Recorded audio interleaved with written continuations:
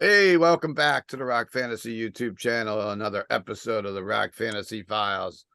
And tonight we set the time machine to 2003 and we enter the realm of black metal and extreme metal from that year as we discuss 6 albums celebrating their 20th anniversaries in the year of 2023. I've got a little write up on each as we get started here. But first off is Lucifer and Cestus, the 4th studio album by Austrian black and death metal band Belphegor. It was recorded, engineered, mixed, and mastered at Master Sound Studios, Germany, Fellbach in 2003, and it's produced by Helmuth and Alexander Krull. The second album up for debate tonight and discussion is World Funeral. It's the 8th studio album by Swedish black metal band Marduk. It was recorded and mixed at the Abyss between September and November 2002, released on March 25th of next year by Regain Records. And the third album is, thanks to Stephen Levin, because I overlooked this, is Casus Lucifera, the 2nd studio album. I'm not sure if it's the second. I almost thought this was the first, but I could be wrong. It says the 2nd studio album by black metal band Watain. It was produced, recorded, engineered, and mixed by Tor Stjerna, if I'm pronouncing it right, Stjerna, recorded at Necromorphous Studio in Sweden. Fourth, I do not consider this a black album, but I want to include it in tonight's discussion, is Below the Lights. It's the 7th full-length studio album by Norwegian band Enslaved, who at one time were much a black metal band, but kind of churned to very proggy in this era. I still love them, but it was recorded between September and October 2002 at Gregerhallen Studios in Bergen, Norway. The next 2 bands found some commercial success in the United States in the early 2000s, doing their style of symphonic, almost gothic style black metal. They both performed on Ozfest festivals, and both also became headliners in North America in those years. Damnation of the Day would be the first one we're talking about from Genesis to Nemesis. It's the 5th studio album by Cradle of Filth. It was released March 10th, 2003, and it's Cradle of Filth's only album on a major label. It was on Sony Records and on Epic Records in different parts of the world. And after then they were transferred to Roadrunner after this album. It features a 101-piece Budapest film orchestra, including the 40-piece Budapest film choir. The album is partly based on John Milton's epic poem Paradise Lost. It was recorded at Pargate Studios in Battle, East Sussex, and New Rising Studios in Peldon, England. And it was produced by Doug Cook. Next but not least is Death Cult Armageddon, the 6th studio album by Norwegian symphonic black metal band Dimmu Borgir. It was released on September 9th, 2003, and it sold over 100,000 copies in the United States. The first album under Nuclear Blast to do so, and debuted on the Billboard 200 chart at number 169. The song Progenies of the Great Apocalypse was released as a single and accompanying music video. Would also be the last album to have Nicholas Barker on drums. It was produced by Dimmu Borgir and Fredrik Nordstrom and recorded at the Fredman Studio in Gothenburg, Sweden. So that's the rundown of our albums we're going to discuss tonight. Actually, one more note on the Dimmu Borgir. Maybe some people may not know, it also has Abbott from Immortal doing backing vocals on the Progenies of the Great Apocalypse. I can't talk tonight. And also on Heavily Perverse.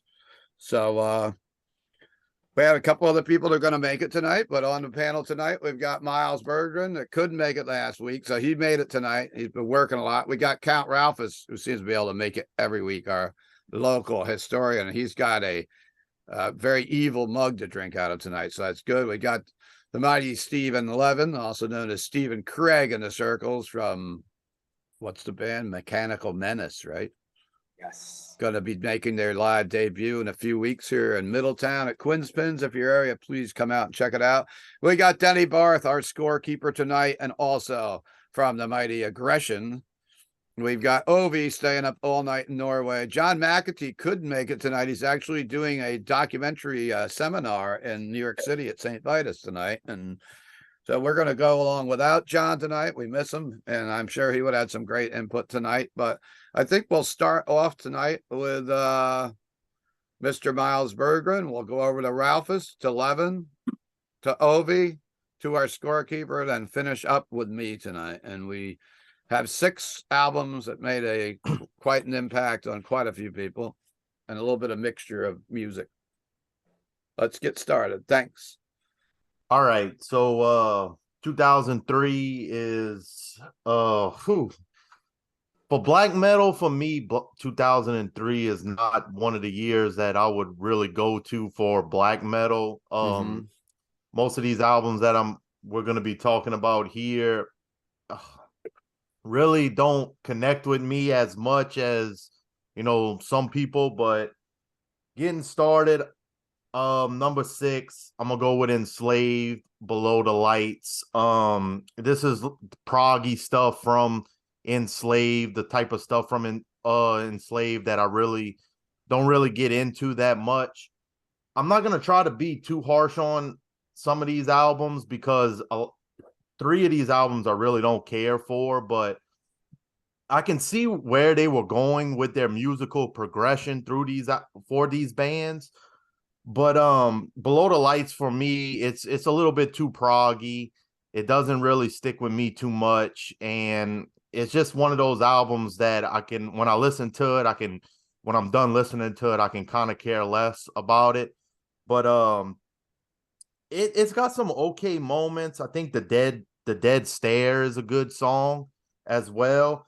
But listening to this album, when I had this album playing in the background, and I hadn't heard it in a while, but when Queen of Night came on, I was like, what the hell is this? When that song started off, I didn't think I was listening to a metal album. It was like poppy type stuff in it, and I was just like, nah, this ain't for me. But it comes here at number 6. I would give this a 5 out of 10 for me. I'm not trying to be too rough on it, but 5 out of 10 for me. Number 5, Dimmu Borgir, one of those bands that they get a lot of shit because they're one of the ones that brought the black metal style to the mainstream. And a lot of people give them a lot of shit. And really, this album is the one that I like the early Dimmu Borgir stuff, but this one's the album where I was like totally out from them, especially Progenies of the Great Apocalypse. I think that's one of the cringiest metal songs I ever heard before in my life. And I seen the music video, and I thought that was one of the cringiest things I've ever seen in my life. But going back and listening to it, I really thought I was going to absolutely hate this album, but I did find parts that I really did like on this record. Blood Hunger Doctrine, I think, was one of the songs that was okay. Leapers Among Us was one, but it does too much.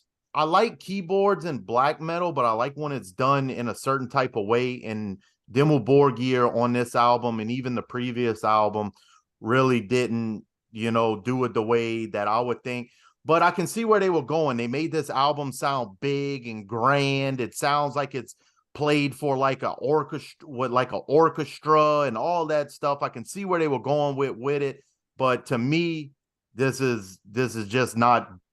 When I think of black metal, this is one of the albums that I don't think of. So I'm gonna go 5 out of 10 for Dimmu Borgir. 4, Cradle of Filth. I actually own this record, and this was one of the first Cradle of Filth albums that I've ever got. And the reason why is because when I was growing up, and I'm a little bit younger, when I was growing up, Cradle of Filth was one of those popular bands. It was one of the popular extreme bands. So getting into Cradle of Filth, I wanted to see what they were all about. And I think I got Midian first, and then I got this one. And there was one thing that I never really cared for with Cradle of Filth, and that was Danny Filth's vocals. I respect the man 100%. I think that he's got a good mind when he goes in with metal, but his vocal style has never sat right with me. But I did see them live with Danzig, and I found I enjoyed them a lot more seeing them live, and I can get into them a little bit more. But when I first heard this album, I didn't like it. I thought it was too grand. It wasn't. I don't even consider this black metal in my personal opinion. But going back and listening to it, I actually enjoyed this album a lot more than the first time I ever heard it, because I haven't heard this album in a long time. And I actually did think that this album was a lot better this time I heard it than the first time. It still has a lot of symphonic stuff on it. It's a little bit too symphonic at times, but I find like it has good riffs in it. I find Danny Filth, he still does that high stuff that I don't like, but he does some low growls on this record that I do enjoy as well. So it has some great moments on it, but it did have some of those symphonic moments that I really didn't care for. Number 3, I would give that a 6 out of 10 in my personal opinion. Number 3, I'm going Marduk, World Funeral. It's one of the albums that I actually forgot about with Marduk. It's one of them albums that, you got your, it's like when we went with Cannibal Corpse. Marduk has a lot of albums, and I've said it before, a lot of people go to like their favorite albums. That's the ones that they always revisit. So sometimes they don't go back to some of the later stuff, but I found this album really cool. It was really good. It was kind of just standard black metal for me, a little bit too overproduced for me. I still like the early Dark Funeral, Marduk a lot more than this. It's a little bit too overproduced. And the song Bleached Bones is the second song on the record. That song, I was like, is this Machine Head or is this Marduk? When that song first came off, it sounds like Marduk was trying, they still had the black metal style, but they were trying to incorporate newer stuff, like newer sounds from at the time into this album. But it's still a good record in my opinion. So I would give this record a 7 out of 10. Watain, they're coming in at number 2. I love this album by Watain. I think it probably was my favorite before the new one came out this past year. This album, to me, is one of the first Watain albums that I think I had ever heard. It was like a refreshing sound for me with Watain, because for me, Watain in this album was kind of still raw a little bit. They were still they had a little bit better production than just straight up like bad production, but they had good riffs, blasting beats on this record. And one of the songs that I really liked off this record was the second song, Black Salvation. I thought that was probably my favorite song off this record. So I would give this about a 7 out of 10 as well.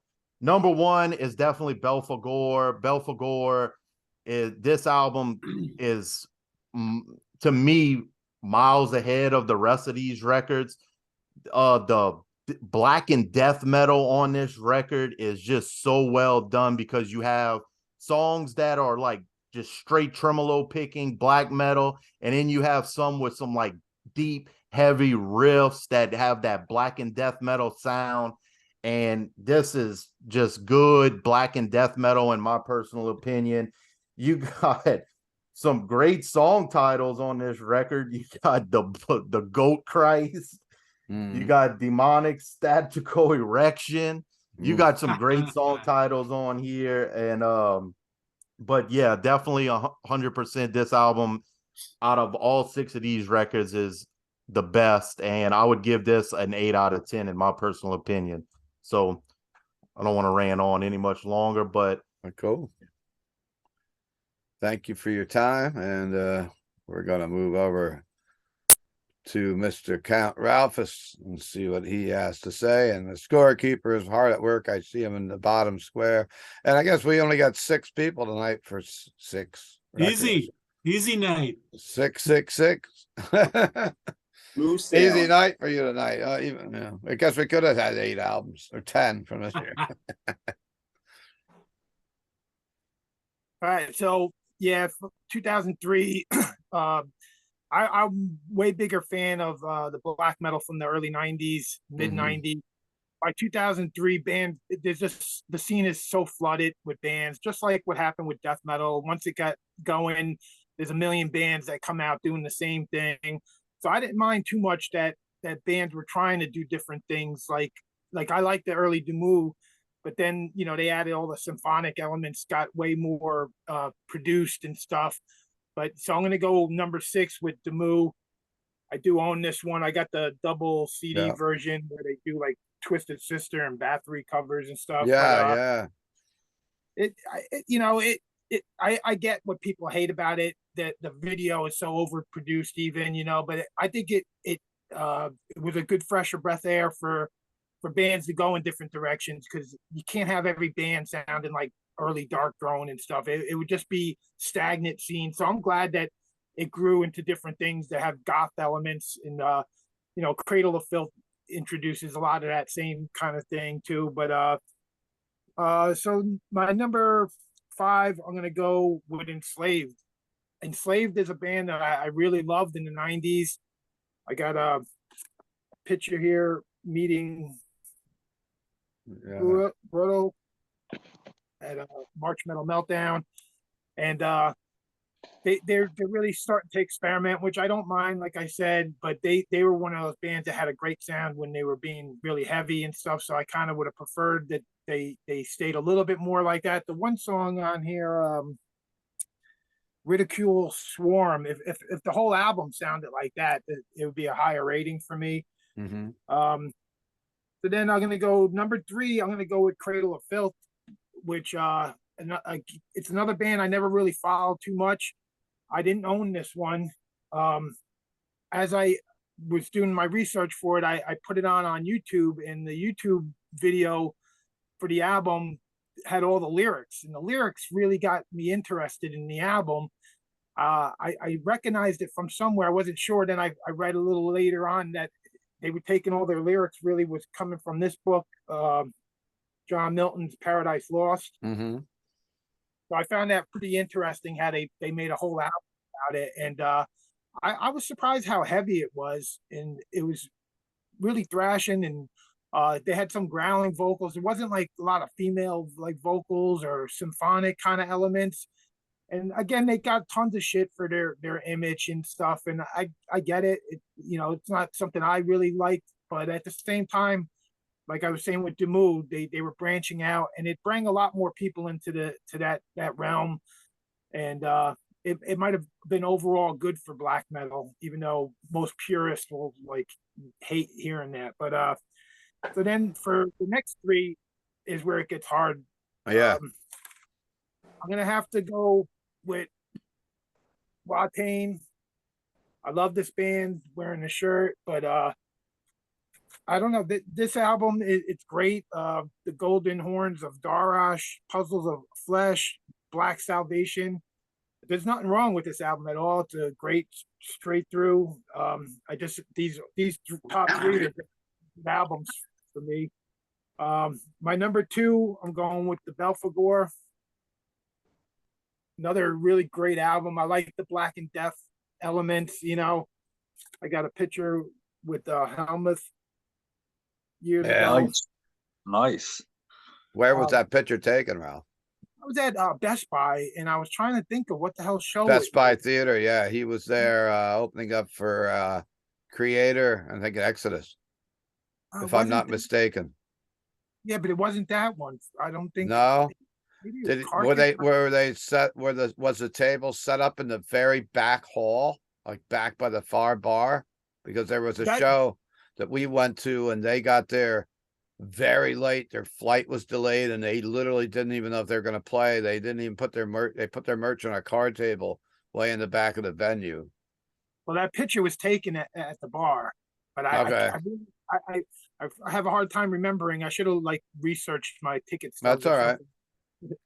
But yeah, they're a great band. I thought their last album that came out last year was one of the best albums of the year. Really Mhm. awesome band all around. They never put out anything that I didn't like. And the same thing with my number one. I'm going to go with Marduk. Another great band. I like everything that these guys have put out throughout the years. I like the with Satan and Victorious Weapons. World Funeral is vicious lead, super fast. Night of the Long Lives got that sick riff in the middle of the song. This is brutal as fuck black metal the way I like it, and they never disappoint. So I'm gonna go Marduk number one. Cool. I'm Can pretty you go sure. over can you go over your sequence again? I think I miss one. I'm not sure about between Watain and so It was, number one, the 6 is the moon. yeah, Demu, Enslaved, Cradle, Watain, Belphegor, Marduk. Okay. I inverted Cool, too, cool. so thank you. I may be wrong, but I'm pretty sure that Belphegor only played Best Buy once, and I think it was with Creator as the headliner. I know my wife was there, and Exodus, and I think even Warbringer might have been on it. It was like, and we were kind of really like so disappointed. Like, oh, Belphegor got delayed, and I remember them showing up. My connection with Belphegor with Helmuth was May Ralph can help me with the year, but they were scheduled to do an in-store at my store with 1349, that Death in the Forest, that ill-fated Death in the Forest festival. Another ill-fated festival that was in Middletown, where we were talking about the TMT Metal Fest with Ben from Goat Horror a couple weeks ago on the channel. And we were waiting at the store for these bands to do an in-store, and we find out that the bands never even made the flights over, and we had people from all around the country at Rock Fantasy. Steve may have been there then. I don't know if you were working there now at that time or not. And I remember telling somebody, let's run up to the beer store and we probably had 50 people hanging out in the store with absolutely nothing to do. And I actually met some lifelong friends that night. Like I met my friend Faith in Philadelphia. She was there. There was people with a film crew, and we all ended up going to the strip club around the corner that night. And then the show got moved to New York City, but of course there was no Belphegor or 1349. Immolation I was there, I believe, and Skinless and a few other bands. But that was For some reason I think it was a Danzig show that I seen Belphegor. oh, maybe that, maybe. Okay. Maybe there was One of another those time they played legacy there. shows where one of those legacy shows where Doyle came out and they did like a half hour of Misfit songs. No, maybe. Was it because I know that he would do those Blackest of the Black tours where he would bring a black metal band or two on. Yeah, he would always have these heavy bands on the bill. I'm pretty sure that might have been it, but I'd have to Okay, it might have been. Maybe one of our viewers will know how many times Belphegor played the what it's called, a Palladium now. It was Best Buy, Nokia, whatever else, Times Square. They played the Chance ones too. Yeah, I was at that for sure. Yeah, definitely. I've seen all 6 of these bands live. So have I. I saw the last time I saw Belphegor, they were actually at Brooklyn Bazaar with John McAtee with Incantation, and it was Hate from Poland. Then it was them. No, it was Incantation, then Belphegor, then Dark Funeral. That was a fucking killer bill. But anyhow, I'm rambling on. So here's Mr. Levin. I guess it's your turn to see what you've got at the bottom and what you got at the top of this list. All right. Well, hello, everybody. Thank you for having me. It's always a pleasure. And, I just love hearing everybody's opinion. And it's so funny to hear the variant stuff. And Miles and I especially had some different opinions on some of these things here, which is kind of funny because like I said, it's all subjective. And, it's respectful, whatever you like. Some of the stuff just happens to not be my cup of tea, just like some other people. But whereas Miles was being nice, I am not going to be so nice to some of these bands. And, like I said, that's just my opinion. But I'm going to start right at the bottom. So Dimmu Borgir, Death Cold. Wow. What an awful album, man. I mean, this is when black metal was just going down the shitter, okay? It has a lot of groove in it. Now, I love groove. I love deathcore. I love metalcore. I love groove. I love to bang my head. I love to get into it. I love the two-step. I love all that stuff. But I do not listen to black metal for groove. Don't put groove in black metal. No, no, no, no, no, no, no. You will be shunned. And yeah, I don't get down with that. So for me, it's not a great album. Dimmu was never one of my favorite bands from the scene. But that being said, their early stuff, some of it is really good. And some of it was just like real black metal. It was, you know, not like watered down and symphonic and everything. Okay, so that would be my number 6 choice. The number 5 choice would be Cradle of Filth. And once again, same thing. Holy, I mean, so I put it on and listen. I'm like, okay, this isn't so bad. And as I was listening, it got worse and worse and worse until I was like, I had to take it off. But this was one of the differences that I had with Miles, and that's that I think that Danny Filth is an amazing vocalist. Maybe not for black metal, I get that, because, you know, he does have a bunch of different things going on. But he was one of the first guys to really interject using so many different voices. And even back then, I remember talking to people about it saying, man, like Danny has like 7 or 8 voices and adds so much character to it. That's what I love a lot about deathcore, and my favorite, which is slam metal, which a lot of people are like, you like slam? But yeah, you know, I love pig snorting. I love cricket chirps. I mean, I'm totally obsessed with gutturals, and I love that shit. And really, it takes a lot of talent to do it. Some people be like, no, no, no, it's just making noises. But try to make some of those noises. Try to do it live and try to project yourself. So Danny is actually a really good actor. He has a really good stage presence. And I really happen to like his voice a lot. And I feel like he influenced a lot of people with what he was doing from that time. Now we'll go for my number 4 choice would be Enslaved. And I don't really have to say this because everybody already said it. This is not black metal. It's very proggy. I said it too. Basically, what they were heading towards with Monumentum, which was the album before that. It's good. I like it. I dig it. It's a solid album. I would give it a 6 out of 10 overall. It's an enjoyable listen. But if you're going to call it a black metal album, it only gets a 3 out of 10 being a black metal album. But still, overall, I think it's good. I enjoy it. It's definitely a cool listen. But what really cracked me up is I was listening to it, and the song "The Dead Stare," the dude basically does the same lead off of Love Gone. I mean, he does such an Ace Frehley riff. I'm like, wow, you got to be kidding me, man. He was definitely listening to Kiss when they put that album out. I promise you. And there's no shame in that because I happen to love Kiss. So it's a really good, solid lead, but it just kind of cracked me up that he was doing that. Okay, so where are we at? Okay, jumping over to my number 3 choice would be the Marduk, World Funeral. Very solid album, black metal done well, not groundbreaking. The song Hearse was my favorite song on that album. It's just relentless. It's really well done. Super fast stuff. It's no Opus Nocturne. It's not Those of the Enlight, which is, you know, that's amongst my favorite stuff. But it's a really solid album. And for what was coming out in '93, comparing it to some of those other clunkers, wow, you know, pretty solid album. So I would give that a 7 out of 10, just being that it's not my favorite. Excuse me. My number 2 choice would be, sorry about that, I'm flipping through my choices and I'm old and blind, would be the Watain Cassius Luciferi.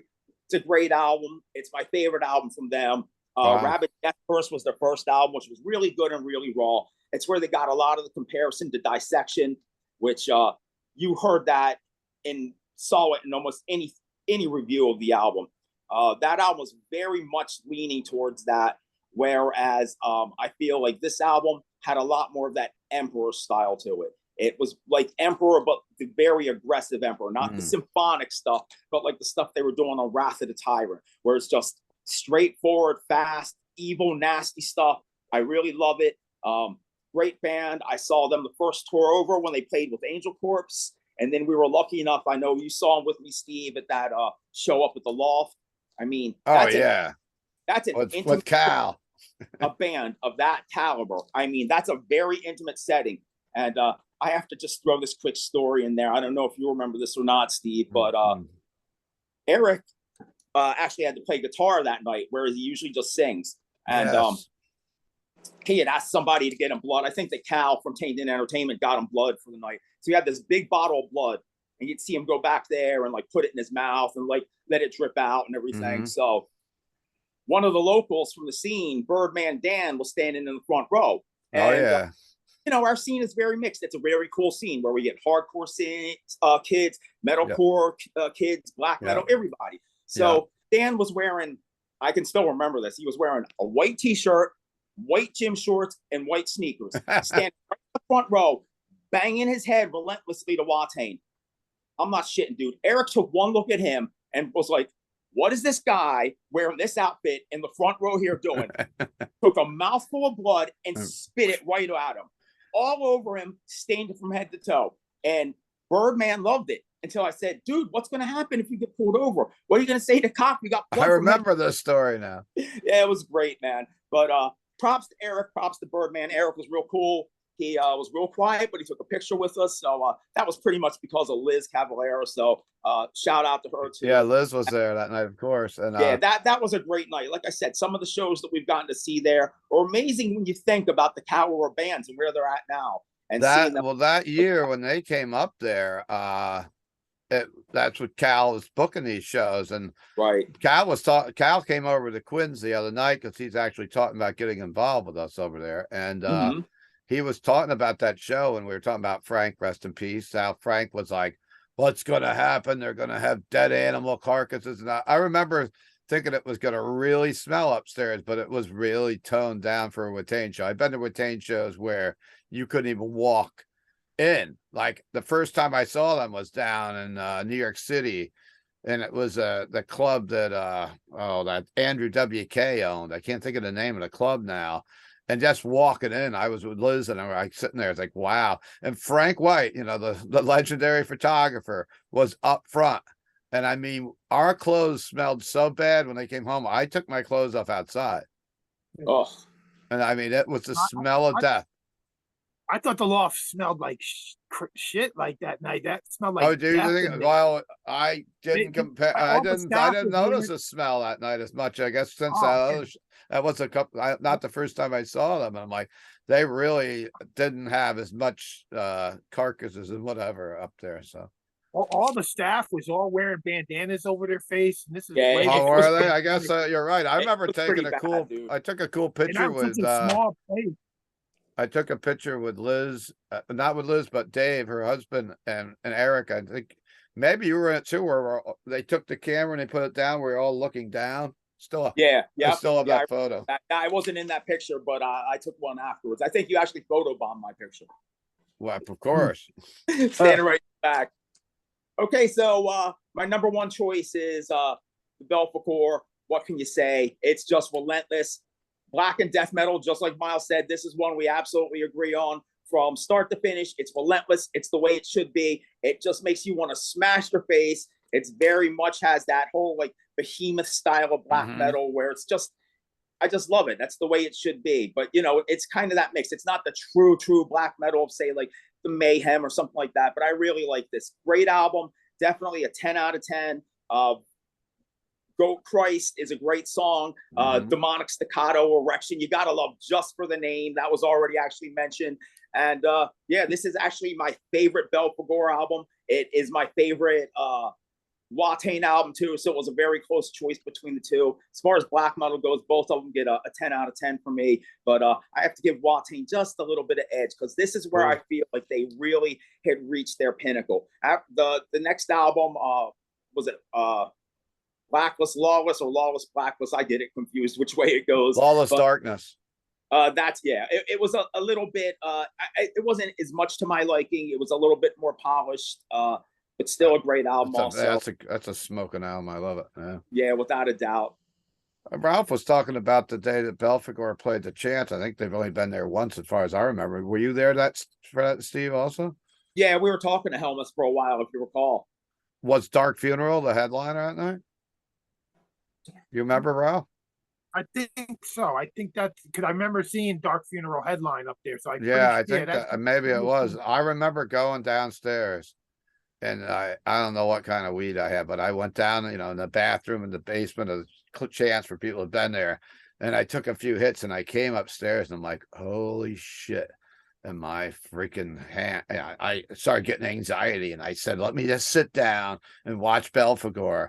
And I forget what song it was, but man, I just got into them so much after that night. I loved them already, but I was just into this one song, and I don't think it's off of this album, but it was mind blowing. Belphegor, I love them. Helmuth almost died in South America. He had quite a rough time a couple tours after that, I remember going to see Belphegor at the same club that I mentioned that I saw Watain at. And I was hanging out with the guys from Immolation because they would come to every show in New York City when they both lived down here. And we were talking about how sick that Helmut was, and it took for him a while to get his voice back to full strength after that. I don't remember what exactly happened to him. And I don't know if anybody knows on the channel, but he was in South America and got very ill. And he got back to his country, but he was out of commission for quite a while. It looks like, I looked it up, it looks like Immolation was with him in 2008 at the chance. Yeah. Oh, it was Immolation. Okay. Yep. All right. Makes sense.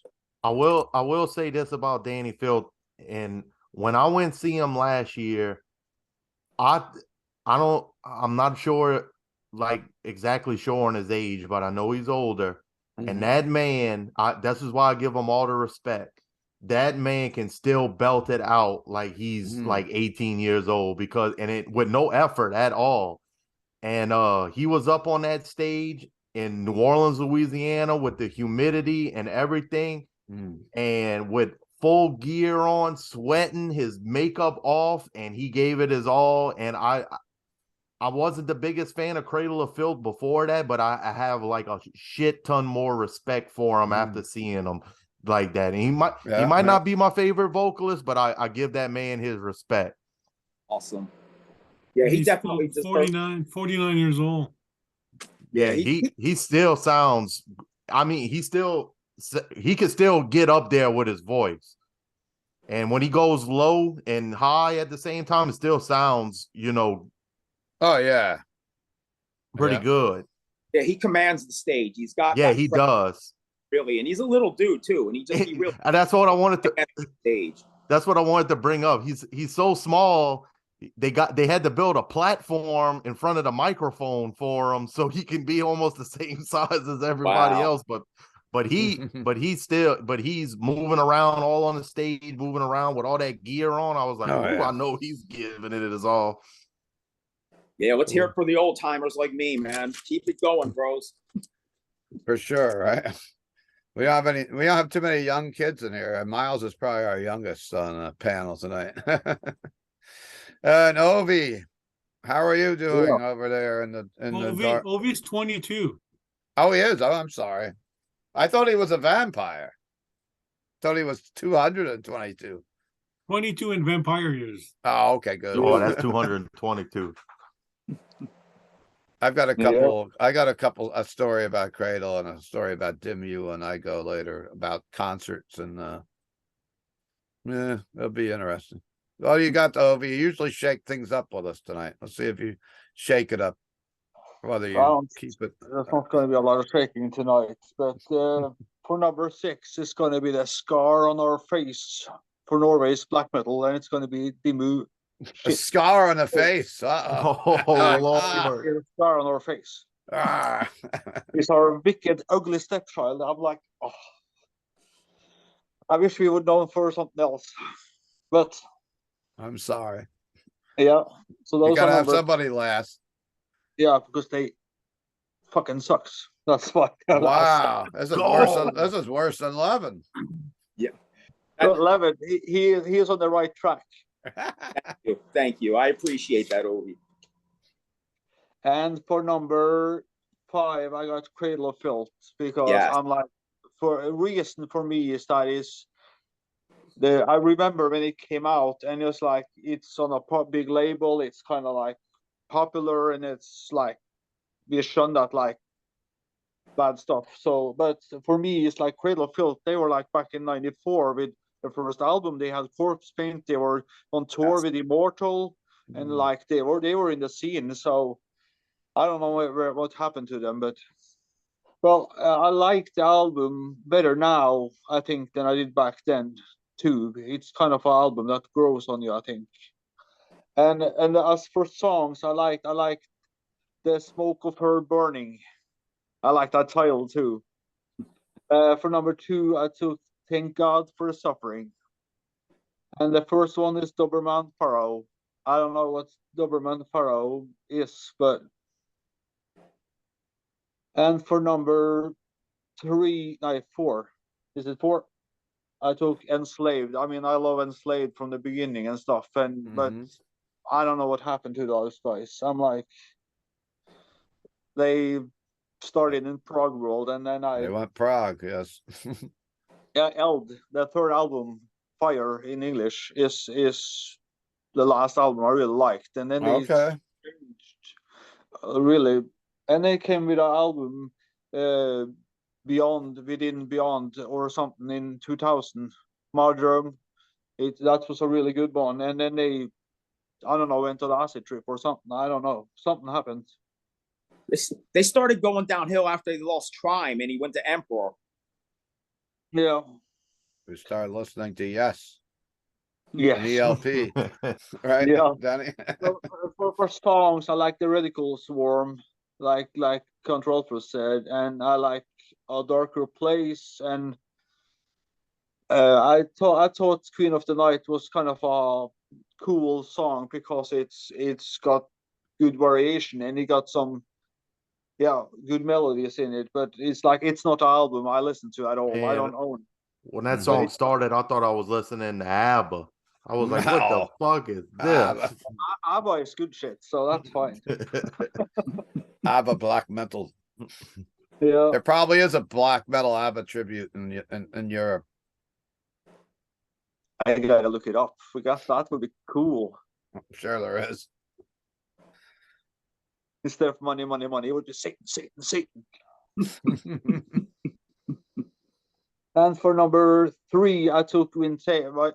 What's it called? Wintain. I have really never listened to Wintain before, so this was interesting for me to discover.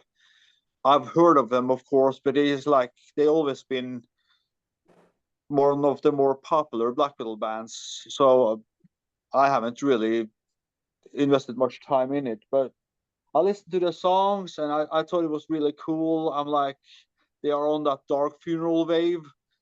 They have the same riffs type and the guitar sound. I will say they have listened to Dark Funeral. As for songs, I really liked that Opus Dei, Morbid Angel, I think it's called. And for number two, I'm the Earth. And number three, I took the title track. The title track has really cool like arrangements, and it was like really thought through. The Devil's Blood. No, I'm thinking of it. Never mind. Yeah, I'm thinking. I'm totally off base here. Sorry. The title track. I'm thinking. Wow, I had that something else mixed in my head. It's the last track on the album. Yeah, the last track. Yeah. And for number two, it's Marduk. I've been a fan of Marduk since I could probably say the name. For me, this was kind of we were very worried at the time, I remember, because Fredrik Andersson, the drummer, he has quit because his heart wasn't in the drumming anymore. So he just quit, which I respect. When your heart is not in it anymore and you quit, that's a solid reason for me. So they got I believe he's Polish, the new drummer they got. Mark Draconic or something. That was kind of, I was a little worried. This is also the last album that they have a lot of Satan stuff, because they start to go in with like towards war, like Night of the Long Knives. This is in Czechoslovakia with the massacre and stuff. So they're starting to changed their perspective of like going away from Satan and into Germany and kind of very obsessed with German warfare and stuff. I Yep. guess that's why they are banned from touring US. They're not banned from over here. They are not anymore. Not that I know of. I mean, they haven't been over here since before the pandemic, but they were, I mean, I've seen them many times in the United States. Yeah, I think they're maybe Germany. It might be banned from Germany. I don't know. Yeah, I mean, they- they had some problems on the tour where they had some protesters come out, but I mean, that's happened with some of the other black metal bands in the States and Canada too. But as far as I know, they're not banned. It was in- maybe it's just probably some years back. I think maybe it was the last year of Barack Obama or something. They were denied visum or Oh, something. well, that's possible. I mean, Watain is They had to denied cancel a visas to tour. come in the States right now too. At least one of Yeah, them. They had to drop off the Mayhem tour last year. Yeah, they And they had did. that album Front Schwein, which Mhm. is like the front soldiers for Germany. It was Front Schwein or Front Pigs, and that's I guess that didn't fall in good earth. We So can't talk about this too much or we won't get monetized probably. Yeah. On It- this it's true YouTube that will pick I'd up be something. okay. We were talking about biker clubs on the Blue Oyster Cult episode and we got, Really? oh yeah. All right. You were Well, on that one, I think, with me and Rand, and we were talking about Transmonica and MC, but we won't go into Oh yeah, details. yeah. And I we see, I got see. incorrect. We were bad. Well, as for music wise, on the Marduk album, I'm the new drummer. He proved to kick ass. He Mhm. was a good choice, I think, for the band. Yep. He was really good. I'm a hardcore Fredrik Andersson drummer fan, Mhm. so for me it was like I don't know what it. But back to the album, it was certainly a big change of style, I think, from La Grande Macabre. Was that the one before? Yeah, I think so. Because that was they started with Nightwing, and there was one album. It was like a trilogy of war Mhm. and stuff. But this album was I liked it, and the songs I liked Blessed Unholy, To the Death's Head True, and With Satan and Victorious Weapons. Yep. I Great really like pick. that song. Yeah, that's a great song. Belphegor is my number one. And I must admit, I didn't get into Belphegor until like last year and stuff, and I gone off the rails. I'm like, what have I been doing? Because this is good stuff.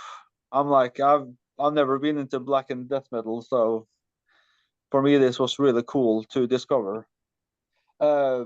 This album is I don't know, it's punch in the face, and it keeps punching you until you lay down, and it keeps on punching you while you're down Mhm. until it's finished. Then you wake up the day after or something. As for I find this band quite funny because they are so professional, they are so good at their instruments, and their lyrics are kind of like it's a joke. I mean, they are having fun. This is fun stuff. It's like get the most twisted, weird shit you can get and wrap it in a song and just let's get banned, but we don't care. We do what we want, which I respect a lot. When you keep that fuck you attitude, that's respect for me because that's black metal or death metal or black and death metal. As for songs, I like the Sin Hellfucked. I thought that one is really good. Paradise Regained is a really good one, and Diabolic Virtues and In Lumbar. I don't know what it means, but it sounds cool. I understand the words, but we probably can't go into the meanings on YouTube or we'll get banned from that one too. Well, Belphegor is number one, and I'm like, Excellent. they were talking about that album that came last year, The Devils, called Ralphos, That's maybe. a good album, man. It's a good album. Yeah, it's so good. I mean, it's so well done, and it has so many elements, and it's like I have immense respect for Helmut because he plays guitar like he is, I don't know, gifted from below or something. Satan must have pulled a few strings on this guy. I don't know, For but yeah, sure. so Belfagor #1. All right, thank you. And now we're gonna move into my center bottom square, Mr. Daddy Barth, who's been keeping score for us for weeks, and I totally applaud that and thank you so much for that, because I don't think I can add that well. And you're used to doing this at the hockey games, right?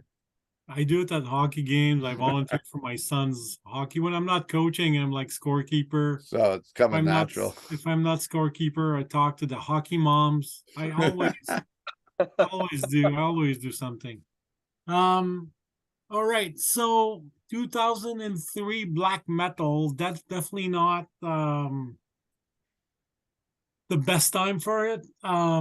Similar to Count Ralphus, I love like early 90s black metal, and like actually like between 2010 and 2023 or whatever, like there is like a ton of fucking awesome black metal. Like, I mean, bands that are coming out and what they're doing, a lot of kids out there, like it's just amazing shit, right? And unfortunately, it put some of those albums like on the back burner of like listening to music, especially here like in the Pacific Northwest, like the Vancouver, Seattle, Portland area, like because of the rain and the woods. I don't know what's wrong with the weather out here, but it does influence the kids to really go dark. Yeah. You know, so there's a lot of black metal bands around here. Like You of got course, you got Blasphemy, yeah, the Iwata's from out Blasphemy there. being one of them, but Yeah. so for these album, like number 6 and number 6 will be Enslaved. And I think for me, I love Enslaved. It's just not an album that gets me in any kind, like it's just weird shit. Like it sounds like folk. I don't even know. Like I love that they try to like do something different and take chances, but for me, this album doesn't really hit any spots. And there's other Enslaved album that I listen to a lot more. More recent Enslaved is amazing. This one, it just doesn't do anything for me. Like Wow. and it didn't do anything when it came out, and I went back to check it after I listened to what's this album I really like. It's called, I got it on my list. One of the newer ones? One of the newer one by Enslaved is called like In Times. Yes, I really yes. like In Times. So I went back in their discography and tried to go back, and I like, you know, started listening to the Below the Lights, and I was just like, I don't know, like, you know, but as a songwriter, you do this shit. You'll try different things, you'll hear things differently, and these guys are not like shy to go prog. But this one doesn't work for me. Okay. I would never go back to listen to it again, really. If it were my choice, I'm not gonna listen to it. Number 5, it's Cradle of Filth. And that album to me didn't age super well. It does sound like, it's crazy to say, like, and you know, you would talk to your other friends that are not like that, are like into Megadeth, and call like Cradle of Filth like pop black metal, and they would be like, "Are you insane? Like on what planet do you live?" But it, to me, I on that album actually, I almost like the instrumentals more than the songs itself. There's a lot of good instrumentals that I could listen to and enjoy, but like um just doesn't get me as much as like some of the earlier Cradle of Filth. I mean, like I agree with everything you guys have said, like you know, Danny Field performers, he's 3'4", like, you know, he's the most legal 3'4". midget in Canada. And I had the pleasure of touring with Nick Barker, who's the original drummer of Cradle of Filth. I toured with him when he was playing drums in Bavaria. And I have so many like Danny Field story that to the point where you're like, like maybe not, the type of guy I would want to like hang out. Plus, he's so Maybe- small, I wouldn't see him anyway. So, Maybe we need one of those stories for the episode. yeah. Yeah. Well, I don't want to play like I don't want to say something that's involving like one of Yeah, my okay. friends and like Yeah. but I trust that guy and I know the stories he's saying are true. And because of the size of Nick and the size of Danny, like I think like physically it makes sense to me. But yeah, so Cradle of Filth, like like I do respect that they brought like black metal to the masses in some shape or form, and Mhm. but like now it's kind of like a parody of itself. Like, my 7-year-old son is scarier than Danny Field. Like it is what it is. After that, like my number 4 would be Dimmu, which has Nick Barker drumming on it. Yes, it does. And I'm such a fan of Nick. Like to me, like Nick is to Europe to what Gene Oglen is to America. Like I love like Nick's drumming. I've always been a fan of his drumming. Kind of a fanboy around him a little bit, but don't tell him because you'll get to his head. But like I just think this drumming on that album is not utilized to what it can do. There's a lot of like yeah, you guys are right. There's a lot of like almost like metalcore hooks to that album, like some like Machine Head / like Soulfly shit going on. And Dimmu Borgir, everybody in the band can play. They're all like professional, great singer, great keyboard. There's a lot of good thing about them. It's just you compare them to some of the other stuff we can listen to, and it just doesn't stand well anymore. And it was almost like Cradle of Filth took black metal to a certain like popularity, and Dimmu was like the other soldier that just pushed as well, a little bit darker, but I don't know. It's not for me. Like I listen to Mayhem and then I'm happy, or I listen to like like I don't know. It's for black metal. That's where my head is at. But yeah, these 3 albums, like right off the bat, I would never ever, if ever, like nobody would force me. I would never listen to them again, and I would be like okay with it. Like Same. So that's the first like 3. Then after that, we start to get into some quality stuff. The next one for me was I think Marduk. You guys say Marduk? I say Marduk. I don't know why, but Marduk.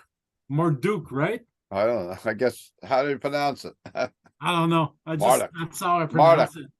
Yeah. Definitely like much more aligned to stuff I like. Straight up like black metal. Like there's no long intro. It's just like 1 2 3 4. It's like the Ramones of black metal. It's in your face, straight up. I like that song Hearse as well. I think it's a great song. And that album aged really well. Like when you listen to it, even like 25 years later, like it's not a production thing, but I think it's like a sound, like sonic push. The evil is present. You can feel like that, like just that like menace, I guess, when you listen to the sound. It's still there and present, and it's still relevant. So a good thing about this, that's the type of album I would definitely go back and listen to. Hearse and I like World Funeral as well.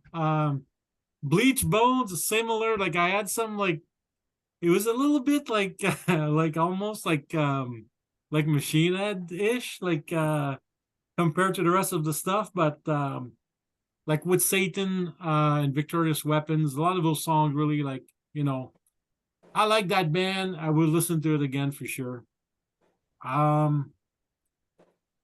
After that, I went with Thane. I don't know why with that band, like I'm always pushed to not like them somehow. I don't know if the smell of their show or what's going on with them, but like everybody, like my friends are always like, "Hey, you want to come see Watain?" I'm like, "No, man." And every single time I end up at the show anyway.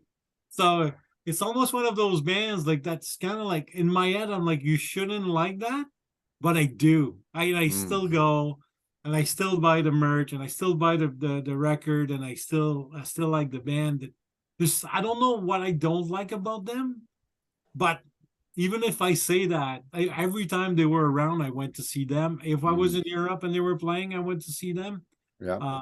And this definitely one of the one album that I can go to. They just something's weird about those guys. They're not the same as the rest of the black metal clan. Like there's gotta be something we don't know about Watain that somehow someday we're gonna learn about those guys, but there's something different. I don't know what it is.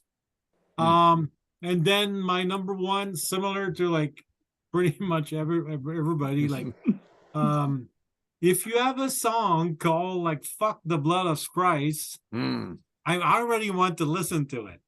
Yes.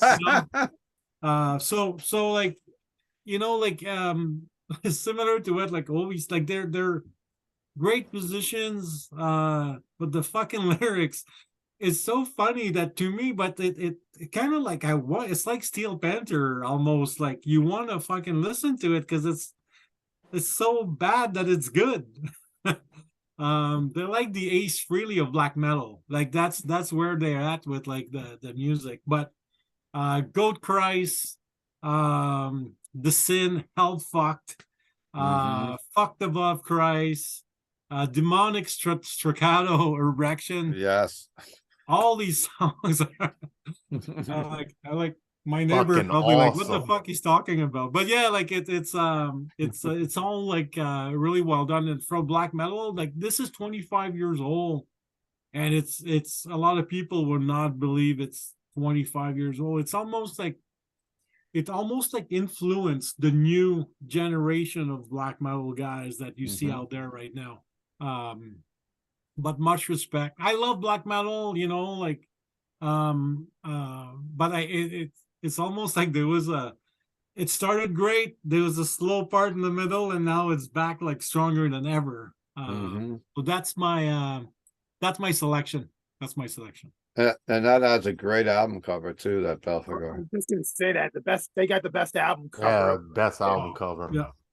The back. I had a Yeah. customer walking in with that T-shirt on the other day, so that's a good one to. Yeah, not only they have like the Ace Frehley lyrics, but they have the Love Gun cover. Yeah. A slightly different version of Love Gun. Yeah, a little bit more. I pleasant, guess, yeah.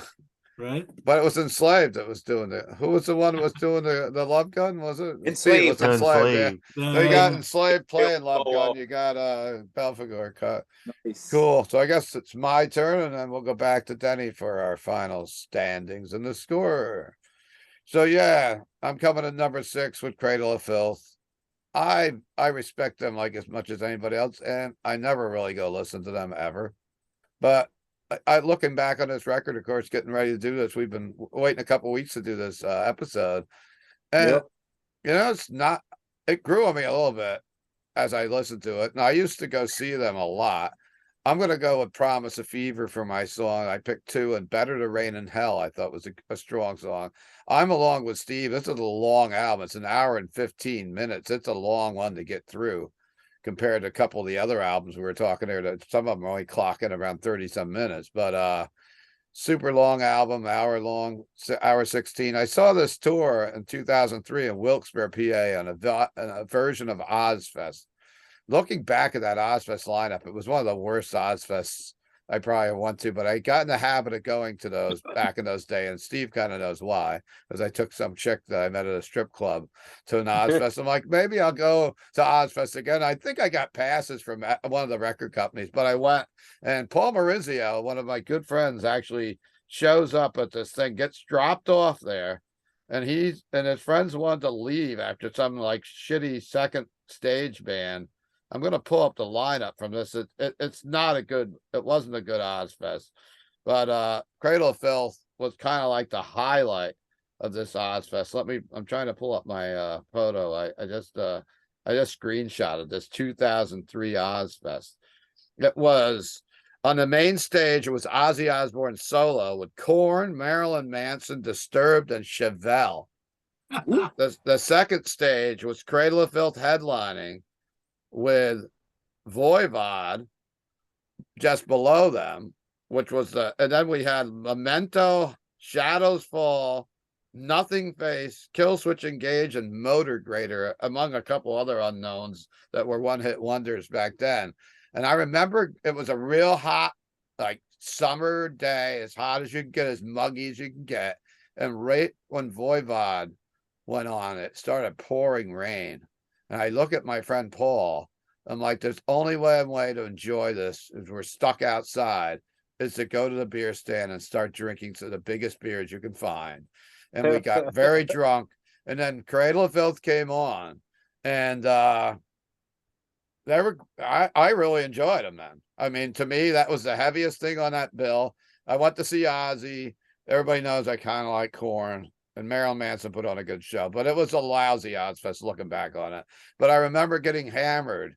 And Danny Filth yelling at the crowd because it was pouring rain, and they probably weren't getting the response that they kind of wanted, as they were kind of like this underground band playing in front of a lot of mainstream people. And he goes, "Wake up, everyone. You're not even watching Chevelle yet," is what he remarked to the crowd. So so that's going to be my number 6. Number 5, this changed. Dude, I'm a poser, I guess. And in 2004, I loved Dimmu Borgir. I really liked the albums before this. I was very excited to see them on Ozfest on the main stage. And I like the Progenies song the best. I like Fred's Bird too.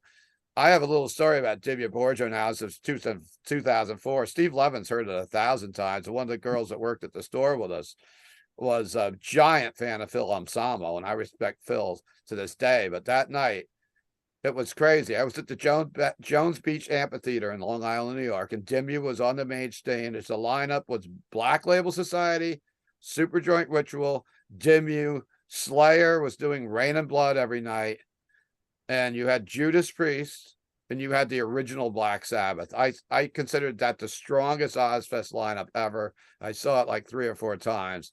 But Phil Anselmo was rambling on stage. Every time they do a song, he was blabbing about, we're the baddest motherfuckers on the planet, and we are the best band, and blah, blah, blah, blah, blah. And it just went on, and this continued ranter between each song. That after one time they stopped after a couple songs, the crowd chanted in like ECW wrestling style, "Shut the fuck up." They were like, "Shut the fuck up." And I couldn't believe what I was hearing. And then, like, the rest of the band was looking at him. You know, going back to this, Phil was on some illegal substances at the time. But when Dimmu Borgir hit the stage next, they come out and they did like the Morning Palace and Spellbound by the Devil to open up the set. And then they come out and Shagrath comes out and he goes, "We are Dimmu Borgir from Norway, and we are here to do the devil's work. And unlike some other bands, we let our music do our talking." And I thought that was the coolest thing ever. It's like these came out and they, you know, whatever you like, symphonic black metal, I do like the symphonic stuff. I like Septic Flesh. I like some other bands like that, as Steve would know. He calls me a poser sometimes. But I thought it was great and it was fun. They were a heavy band at the time for me.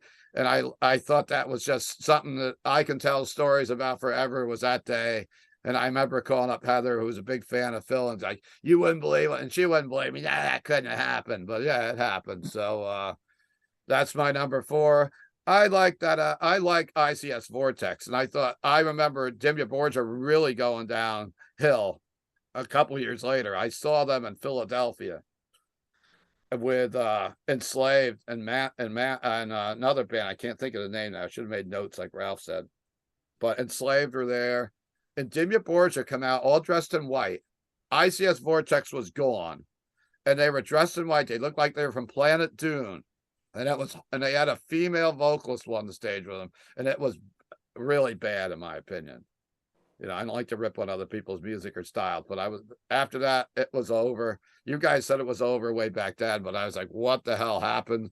And once they lost ICS Vortex, who's back in Port Nagar, who I respect and love a lot. And anyhow, so that was my number 5. Number 4, it's going to be Marduk. I like this record a lot.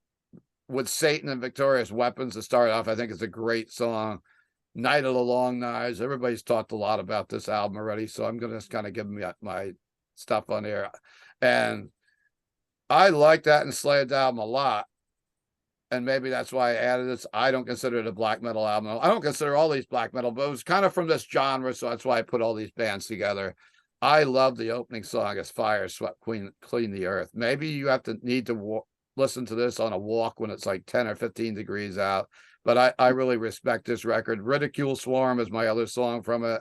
And I love the Prague Enslaved, the new albums. I've been going to see them for years. And of course, I really like a lot of Prague music too, as Denny knows, and Denny does too, because we've done some episodes talking about that stuff. So I respect them a lot. Watain, The Devil's Blood, from that, of course, the band The Devil's Blood got their name from that song. And I loved The Devil's Blood, and, you know, rest in power. They're gone. And I got to see Watain with the Devil's Blood in New York City one time. I got to see Devil's Blood once. So that's a whole nother episode. I also like the Golden Horns of Darush. And I thank Steve for letting me know when we were putting this episode together that, hey, add Watain. I'm like, how the hell did I overlook that? But I'm a busy guy. I'm running around doing a million things. Watain's my number 2. And I guess Belphegor is going to win this thing overall, because I don't know if anybody didn't pick them as number 1. I'm sure picking them. And I love demonic staccato erection. I don't really know what it means, but maybe if I went to some satanic dungeon in Europe, we might find out, I guess. But and fuck the blood and F the blood of Christ is another. The 2 songs I picked from that. I spoke a little bit about this earlier, how I was in contact with Belphegor because they were coming to my store and playing this festival in my area for the first time ever, along with 1349. And the guy that was setting it up ran out of money, left them at the airport. As far as I know, we had an in-store without them. That after that, I could always send an email, say, hey, I can't wait to see you guys when you came to the States. And I saw them on just about every tour since then. And they're just a great band live. I mean, it was really hard for me to pick from 4 to 3 to 1, rather. I like all those bands a lot, and I respect Marduk. I think Watain is one of the most intense live experiences you can see nowadays. And I remember I brought some friends to see them, and our good friend Dan Ruati, who Steve knows very well from Project Insanity in Middletown, hid behind me at the last time. So he might be referred to as a poser because he was afraid to get the blood on him, not like Birdman. I'm like, what are you doing? Get out from behind me. He was literally hiding behind me and Dave Markle. But I hope Watain can get access to come back to North America.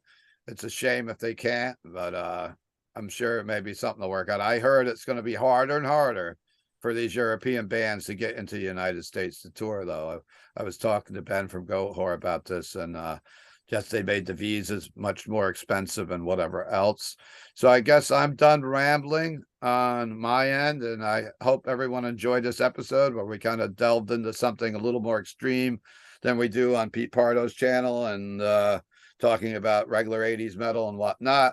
Yeah, this isn't the best year for black metal, but we're doing stuff for anniversaries. So I figured this was a great year just to delve into some albums that were popular. And yeah, Cradle of Filth and Dim, you definitely brought it to the masses. Got their shirts in Hot Topic, so you can kind of call them Hot Topic, maybe black metal at the time. But you gotta remember, on the first 2 albums they had a keyboard player for all time, and the second album. Mm-hmm. And they got fired him afterwards because they got sued because the melodies he made, he had taken from Commodore or Amiga games. Oh, really? and transfer them and like play them, and so they got sued by companies for it. And how can you take a band like that serious? I mean, Now you're talking about Cradle of Filth? no, Dimmu Borgir. Oh, did you? Okay.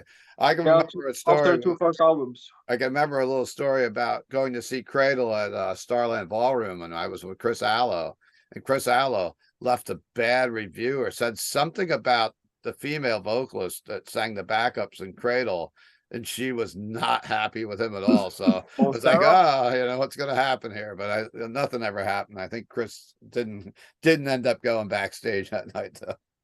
I wouldn't get Sarah mad either because she's huge. Or was huge. From whatever year that was, I don't know. I think I don't know if it's the same person in the band all those years. But so Denny, let's have a drum roll on what do we got coming in at number 6. All right, before like I do the drum roll, the scores, like a couple of like honorable mention for okay, great, yeah, 2003 black metal, and I know my buddy Steven Levin will be agreeing with me. Dark Throne, Hate Them, great album. Yeah, great. Should have been and on also the should have been in the should have been we should have kept them on. Yeah, Gore, Twilight of the Idols, in Conspiracy with Satan. It's so good. It's that. So where would these two ranked if you put them on this list? Well, I think they definitely like the Gorgoroth one to me competes with Belphegor. Like, but it's personal choice. Dark Throne, even if the album sucks, I like it. Okay, it's hard to explain, but it's I'm such a fan. Like it's like liking Kiss and liking Dynasty, right? Sure. It's the same type of problem. All right. So at number 6, like definitely like way behind most other album. At number 6 is Dimmu Borgir. Okay. A lot of people don't like that album. Obviously. Yeah. But well, at least out of us 6, at least we'll find out what the viewers they can put their numbers down. Yeah, they can. We love what the viewers like share. Like that's the most fun for me. There could be people that say, "What the hell's wrong with these guys? Elitists? That's the best album out there." Yeah, write what they like. We're just a bunch of critiques. Doesn't mean we know what we're doing, right? No. Then number 5. Dimmu's older brother, Cradle of Filth. Older brother from England. From England, the cousin. Yeah. Yeah, Cradle of Filth. Then at number 4, we have Enslaved. Enslaved got a push by Mr. Keeler because he has a soft pushed it up a little bit. Yeah, so thank you, Stephen, for helping them out. Maybe they'll buy me a drink when I go see them at the Irving in a few weeks. Yeah. Then the top 3 gets very close, like much more closer. At number 5, 6, 5, 4. At number 3, we have Marduk. And then at number 2, we have Wittain, and number 1. Almost everybody got Belphegor as number 1 except one person. Who is that one person? Ralph, he wants to be against the grain. But, Ralph took Marduk. That's right. Yeah. But everybody else, like, and again, you know, if you have a song called like "Fuck the Blood of Christ," most of the time you'll be top 2. You'll win number 1. Not so Belphegor wins this. Wait till we get Pro Fanatica on here. Oh, yeah, because I'm going to talk to him about that 45 they put out years ago. All righty, guys. 45. So, as we always say, please, anybody that was watching this episode, if you like what we're doing on the channel, between taking some concert clips and talking about metal and classic rock and whatever else we do here, usually we tape on Wednesday nights, please take a moment to subscribe to the channel. Please go check out Aggression if you see them coming into your area. And if you're in the Middletown area, we're doing all kinds of free shows. We're building a scene here in Middletown, which we haven't had at Bar. that served alcohol with live metal bands since 1995, longer than this episode. So 25 years ago in 2003, we still didn't have one, right? And Right, they let you dance there too. So we can have So black metal, we can have you can watch hardcore, metal, dance, and drink bowl, and go bowl. bowling too, and bowl. and Wow. play pinball and whatever else you want to do, and smoke Hey, in the back room. One more final note, guys, very serious. I want to say rest in power, rest in peace to Jimmy Durkin from Dark Angel. My Okay. deepest condolences to the whole Dark Angel family. It's very sad to see his passing. Much love and respect to our brother Eric Meyer, who's been on the show before. Yes. It's a very sad day. Burning of Sodom will forever be etched in my head. One of the best songs ever written in any form of metal or any form of music. So my deepest condolences to the whole family. And it's just a very sad day for metal to see so many of our legends and our peers passing at this point, you know. So. And Ralph, Well said. we lost someone from Artillery also. Yeah. The drummer from from Artillery passed. What Ralph, you were talking about that the other day. He got hit by a bus. You got hit by a bus. Geez. Wow. And then of course Mr. Gary Rosington, one of the original too, from yeah. Leonard Skinner, way off topic from black metal, but we're going to be visiting 1973 in a couple weeks. We don't know which one we're doing. We're going to have Leonard Skinner's first album probably going up against Aerosmith Dream On, the Battle of the American. Ooh, that's a good one. So anyhow, we're way off topic, so please mention your favorite out of these bands, even if it's a band we didn't mention from 2003 that's in this realm. And we'll be back here next time for Miles, for Mr. Levin, for Mr. Barth, Ovi Rednam, and Count Ralph, as we see you next time on the Rock Fantasy YouTube channel.